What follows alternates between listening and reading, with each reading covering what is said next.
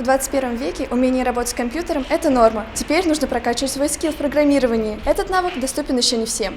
Мы приехали в Республиканский инженерный лицей, в котором есть Яндекс.Лицей, их в Уфе 7. В Яндекс.Лицее можно получить знания на уровне профессионалов в сфере программирования. Где-то он существует в рамках дополнительного образования, здесь он обязательный. Чем отличается Яндекс.Лицей от обычного урока информатики?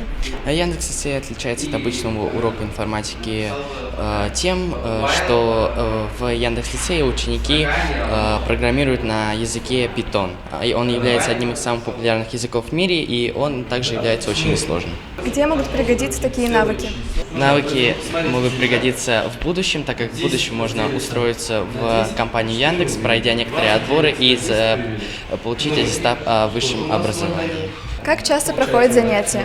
Занятия проходят 2 раза в неделю, и наши преподаватели проходили обучение в компании Яндекс в городе Москве, тем самым получив квалификацию. Не каждый преподаватель информатики может преподавать в Яндекс.Лицее. Программа рассчитана на 2 года. В первый год обучения школьники изучают Python. С помощью этого языка можно решать множество задач. Во второй год осваивают основы промышленного программирования и работают над учебными проектами. Занятия ведут опытные и квалифицированные преподаватели. Как попасть в Яндекс.Лицей?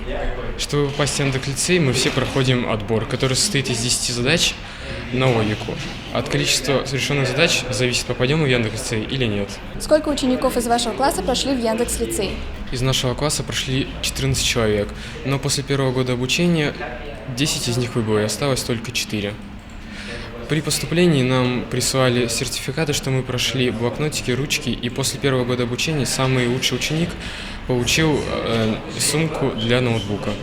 В этом году Яндекс.Лицей набрал школьников более чем на 300 площадках России и Казахстана. Все педагоги Яндекс.Лицея прошли специальную стажировку в компании Яндекс. Оказывается, чтобы быть крутым учителем, нужно постоянно учиться. Научиться писать серьезные программы можно еще в школе, а чего терять время? 2 года обучения вы сможете похвастаться профессиональными знаниями. Эльвина Брагилова, Вахид Халимов, специально для Горы новостей.